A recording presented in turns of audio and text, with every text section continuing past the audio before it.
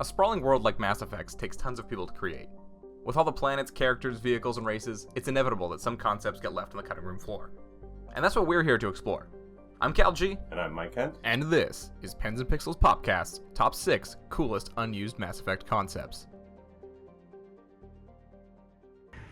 Tallys Aura, the Curious Quarian.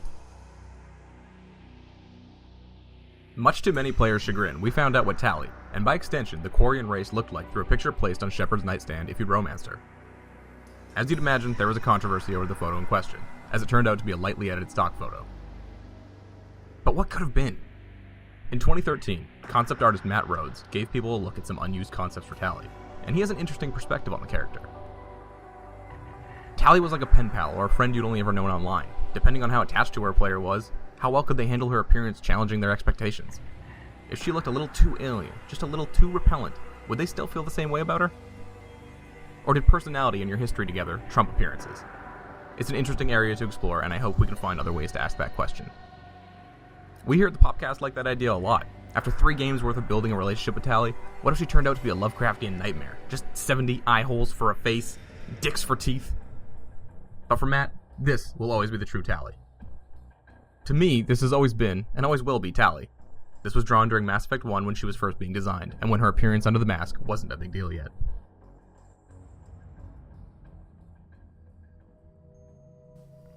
Silurians, the short-lived scientists of the Mass Effect universe. Silurians are as smart as they look, and even twice as devious. Silurians were designed as the Mass Effect team's version of the gray aliens from Earth. Designed with intelligence, frailty, and a quick wit in mind. The Silurians became the favorite tech and tinkerers we learned to love. But as with most concepts, they definitely didn't start that way. As the Silurian concept was developed, they moved on from the animal theme and moved into a race that struck a more sleek and fast, slender line. Splashing in intelligence, the concepts turned into monks. And while a warrior monk Silurian sounds awesome, the design evolved. These little guys had to be the smartest, but smart can look arrogant. They had to get in that friendly face. Over all of these steps, we reached the design we know, using a dog-like characteristic in the final design, using in the horns like pinned dog ears, and a canine's legs. I think we got the best version.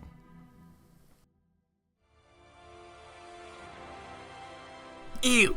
Look at this thing, just spilling out of its uniform. Hand looking like a potato left out in the sun too long. This is the Flesh Alien, or Human, a completely unused race. Concept artist Matt Rhodes had this to say about the creature. I wanted to design an alien that was completely horrifying and was failing in every possible way to come across as relatable to humans. If we actually went this direction, I would have loved if you could see the constantly shifting eyes and teeth beneath his human mask. Just awful. Although this design looks like it may be more at home in a game like Dead Space, we do think this is pretty neat.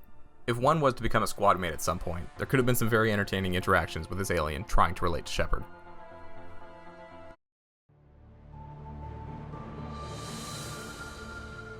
Tyrians. Known for their disciplined and military culture, the Tyrians are the hard-fought, get-it-done soldiers of the Mass Effect universe. Probably one of the more hardcore and badass races in Mass Effect, the Tyrians actually started out as birds.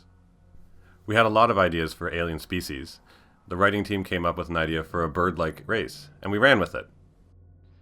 And as you can see, that's definitely where they started. Starting from bird beaks to different avian eye placement, the look developed. But the story of the race was set on a planet with harsh radiation. Could a fluffy bird believably survive? So radioactive chickens were definitely a no. So they added a dermal plating and more to give us an alien feel. The contrast from where the Tyrians started and then ended up is jarring. It's hard to spot the avian designs in the hard carapaces and almost desert reptile look the final concept became. But there they are, in the inverted avian legs to the bird-like beak and the tongue. EDI, the Enhanced Defense Intelligence, Shepard's sentient ship and Joker's main squeeze. What we ended up with was a fairly normal humanoid-looking android, but it wasn't always that way. They covered a lot of territory in EDI's designs. Like, what if she was much more connected to the ship?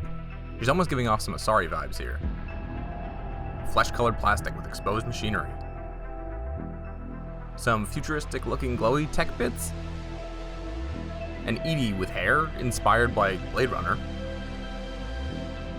A geared up, much creepier looking android than we're used to. Now this one is really cool. taking inspiration from Shepard's ship itself, the Normandy. A much more literal avatar of the Normandy itself is my personal fave.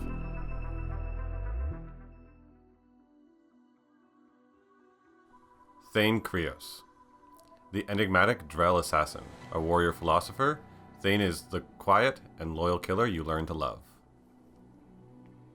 A fan favorite, Thane is an excellent character. Lean, fast, quiet, and contemplative. Thane's design communicates all of this in his perfect design. But he did not start that way. Initially looking into lizards and birds of paradise, the Mass Effect team came up with some funky early concepts.